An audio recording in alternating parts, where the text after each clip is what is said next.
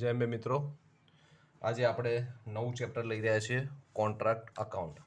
જો તમારી પરીક્ષામાં બધા જ ચેપ્ટર તો પૂછાવાના નથી, છતાં બી તમે આ બધા ચેપ્ટરની પ્રેક્ટિસ કરી લેજો. આપણે દરેક દાખલા લઈએ છીએ અને જે હોમવર્ક આપું એ તમારે ગણી લેવું પડશે.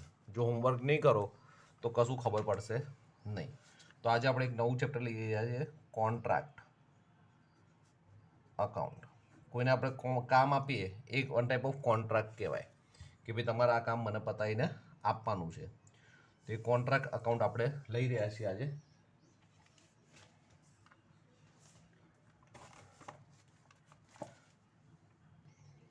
શરૂઆત આપણે એક નાના સમથી કરીશું. When the contract is incomplete and the work done is more than 25%. Contract પૂરો ના થયો હોય અને જે કામ છે એ 25%થી વધારે થઈ ગયું હોય તો એવો એક દાખલો છે, નાનો સમ છે. Prepare a contract account from the following information taking a credit for 2/3 profit on cash basis. અહીંયા આગળ તમને કહી દીધું કે પ્રોફિટ કેવી રીતે લેવાનો, 2/3 basis, credit for 2/3 profit on cash basis. તો એક મેથડ છે પ્રોફિટ ગણતરી કરવાની, એ આપણે દાખલો લઈશું એટલે તમને ખબર પડશે. તો કોન્ટ્રાક્ટમાં તમારે સૌથી પહેલાં કોન્ટ્રાક્ટ અકાઉન્ટ બનાવવું પડશે. તો આપણે લઈ રહ્યા છીએ sum number 3, example number 3, page number 311. બરાબર, ચલો. તો આપણે એક કોન્ટ્રાક્ટ અકાઉન્ટ પહેલાં બનાવવું પડશે. તો પહેલાં આપણે કોન્ટ્રાક્ટ અકાઉન્ટ બનાવી દઈએ. નોર્મલ જેમ અકાઉન્ટ બનાવીએ છીએ એ પ્રમાણે જ કોન્ટ્રાક્ટ અકાઉન્ટ બનશે.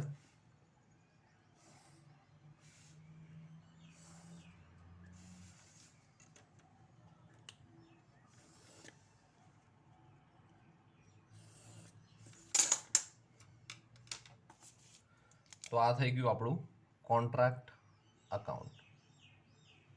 હવે વન બાય વન તમારે વાંચીને બધું લખવાનું છે, કઈ જગ્યાએ લખાશે. બરાબર, અને એ દાખલો પૂર્ણ કરીશું. ચલો, સૌથી પહેલા શું છે તો મટીરિયલ. તો મટીરિયલ આપણે એને આપ્યું હશે કામ કરવા માટે, તો મટીરિયલ અહીંયા ડેબિટ સાઈડ લખાશે. To material 1,30,000. કામ કરવા માટે આપણે કેટલાનું મટીરિયલ આપ્યું, 1,30,000નું મટીરિયલ યુઝ થશે. વેજીસ કેટલી છે, 1,00,000. તો ટુ વેજીસ એ બી ડેબિટ સાઈડ, કોન્ટ્રાક્ટ અકાઉન્ટમાં ડેબિટ સાઈડ. પછી ઇનડાયરેક્ટ એક્સપેન્સ ખર્ચો છે તો એ બી debit side. To indirect expense કેટલા રૂપિયા છે, 50,000. Material on site at the close of the year, એટલે વર્ષ જ્યારે પતે છે at the end of the year material site પર કેટલું પડી રહ્યું છે, 10,000. તો આને કહેવાય ક્લોઝિંગ બેલેન્સ. તો એને કહેવાય work in progress by closing balance, WIP. હજુ આપણો કોન્ટ્રાક્ટ પત્યો નથી. તો કોન્ટ્રાક્ટ પત્યો નથી પણ વર્ષ પતે તો મટીરિયલ સાઇટ પર કેટલું હતું, 10,000 રૂપિયાનું. તો સામેની બાજુ કોન્ટ્રાક્ટ અકાઉન્ટમાં credit side material on site એટલે ક્લોઝિંગમાં જે પડી રહે વર્ષના અંતે જે માલ પડી રહ્યો આપણો એ ત્યાં આગળ 10,000નું છે. એટલે એનો મતલબ કે તમે 1,30,000નું મટીરિયલ આપ્યું એમાંથી 10,000નું પડી રહ્યું તો 1,20,000નું આ કોન્ટ્રાક્ટમાં મટીરિયલ હજુ સુધી વપરાયું છે. લોસ બાય એક્સિડન્ટ થવાથી આપણો માલ શું થયો, ઓછો થયો. તો એક્સિડન્ટમાં માલ ઓછો થયો તો કેટલા થયા, 20,000 રૂપિયા. તો અહીંયા આગળ credit side by PNL account. Loss થયો એટલે PNL account debited to contract account accidental.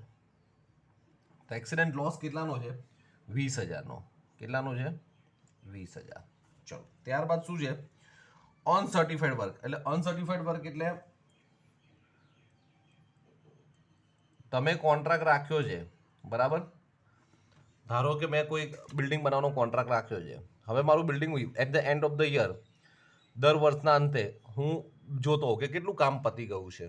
તો એનું હું સર્ટિફાઈડ કરાવું કે ભાઈ આમાં કેટલું કામ પતી ગયું ને કેટલું કામ બાકી છે મને કહો. તો જે બાકી હોય અને એનું સર્ટિફિકેટ ના હોય તો એને જે સર્ટિફિકેટ અપાઈ જાય એને સર્ટિફાઈડ વર્ક કહેવાય, અને સર્ટિફિકેટ ના આપ્યું હોય એને અનસર્ટિફાઈડ વર્ક કહેવાય. તો હજુ આ જે 30,000 રૂપિયાનું વર્ક છે એ હજુ સુધી સર્ટિફાઈ થયું નથી, પત્યું નથી. બરાબર, એટલે કોન્ટ્રાક્ટર કે એને જે સર્વેયર કે જેને રાખ્યો હોય એ તમને સર્ટિફિકેટ આપે કે ભાઈ આટલું કામ પતી ગયું. ધારો કે તમે ઘરમાં ફર્નિચર બનાવતા હો તો મિસ્ત્રીને રાખ્યો હોય તો તમારે કેટલું કામ પતી ગયું એ જાણવું હોય તો તમે મિસ્ત્રીને પૂછશો કે ભાઈ કેટલું તમે ફર્નિચર પતાવી દીધું, તો એ તમને કહેશે કે સાહેબ 70% પતી ગયું છે. એટલે 70% એને સર્ટિફિકેટ આપ્યું અને બાકીનું 30% અનસર્ટિફાઈડ કહેવાય કે હજુ પત્યું નથી. એના માટે કશું બોલતો નથી. પછી cash received 90% of work certified. તો જો કેશ કેટલી આપી છે, તો કેશ રિસીવ્ડ કોના 90% છે? વર્ક સર્ટિફાઈડના. કોના 90% છે? Work certified. તો વર્ક સર્ટિફાઈડ તમારું 100 હોય તો એના 90% કેશ રિસીવ કરી હોય તો કેશ કેટલી રિસીવ કરી છે? 3,60,000. તો તમારું વર્ક સર્ટિફાઈડ કેટલું હશે? તો 4 લાખ રૂપિયા થાય. તો વર્ક સર્ટિફાઈડ તમારે આ રીતે શોધવું પડશે. તો વર્ક સર્ટિફાઈડ, અનસર્ટિફાઈડ અને સર્ટિફાઈડ. તો સર્ટિફાઈડ કેટલું છે? 4 લાખ. ક્લિયર? ખબર પડી? તો આ ક્લોઝિંગ બેલેન્સ ઓફ WIPમાં આવશે આ બધી રકમો. આ યાદ રાખજો તમે ક્યાં લખવાનું છે. કોન્ટ્રાક્ટ કેટલાનો છે? 5 લાખનો છે. કોન્ટ્રાક્ટ કેટલાનો છે? 5 લાખ. આની કોઈ એન્ટ્રી ક્યાંય આવતી નથી. સેલ ઓફ સ્ક્રેપ, ભંગાર વેચી દીધો તો એના પૈસા આવશે. તો by bank or cash. Sale of scrap, ભંગાર વેચ્યો એના પૈસા એટલે જમા બાજુ. કેટલા રૂપિયા વેચ્યા એમાં? 2,000 રૂપિયા. સેલ ઓફ મટીરિયલ, મટીરિયલ તમારી પાસે જે પડ્યું હતું એ તમે વેચી દીધું. કેટલામાં વેચ્યું? 6,000માં. તો મટીરિયલ સોલ્ડ. 5,000નું મટીરિયલ તમે કેટલામાં વેચ્યું છે? 6,000માં. તો અહીંયા પૈસા આવ્યા 6,000 અને 1,000 રૂપિયા સામેની બાજુ લખવાનું to P&L account profit on material sold 1,000. જો આપણે જે કોન્ટ્રાક્ટ રાખ્યો હતો તે આપણે 1,30,000નું મટીરિયલ મોકલ્યું હતું, બરાબર. હવે એમાંથી 5,000ની કોસ્ટિંગનું મટીરિયલ તમે 6,000ના ભાવમાં વેચી દીધો તો એ આ કોન્ટ્રાક્ટનો પ્રોફિટ ના ગણાય, બરાબર. એટલે આપણે એનો પ્રોફિટ શું કરવો પડે? સામે બતાવી દેવો પડે. મટીરિયલ કેટલાનું ગયું? 6,000 અને સામે એનો પ્રોફિટ આપણે 1,000 બતાવી દીધું. એટલે ઇનડાયરેક્ટલી મટીરિયલ 5,000નું આપણું ગયું. પ્લાન્ટ કેટલાનો છે? 50,000. પ્લાન્ટ કેટલા છે? 50,000નો છે. તો પ્લાન્ટ તમે આ અહીંયા આગળ કેટલાનો પ્લાન્ટ આપ્યો? તો 2 પ્લાન્ટ. આ કોન્ટ્રાક્ટમાં પ્લાન્ટ આપણે આપ્યો તો 50,000નો અને લખ્યું છે resident value at the end of the year. અને પ્લાન્ટની ક્લોઝિંગ બેલેન્સ ઘસારા બાદ કિંમત કેટલી છે? 30,000. કેટલું છે? 30,000. પતી ગયું. આના સિવાય બીજી કોઈ ઇન્ફોર્મેશન આપેલી નથી. તો આની એન્ટ્રી આપણે કરીને ચેક કરવું પડશે. તો હવે આનું ટોટલ કરીએ તો 4,70,000 અહીંયા બહારના ખાનામાં જશે. 470 વત્તા આ કરો એટલે અહીંયા આગળ ટોટલ કેટલા થશે?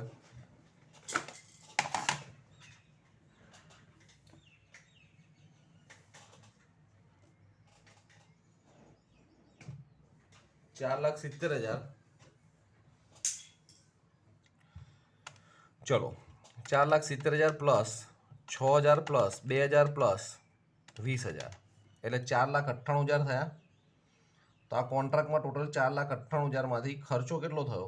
માઇનસ 1,30,000નું મટીરિયલ આપ્યું હતું, 1,00,000ની વેજીસ થઈ, 50,000ના ઇનડાયરેક્ટ એક્સપેન્સ થયા, 1,000 પ્રોફિટ માઇનસ કરો અને 50,000 આના માઇનસ કરો એટલે 1,67,000 થયા, બરાબર. હવે એને શું કહ્યું હતું? પ્રોફિટ કઈ રીતે લેવાનો છે?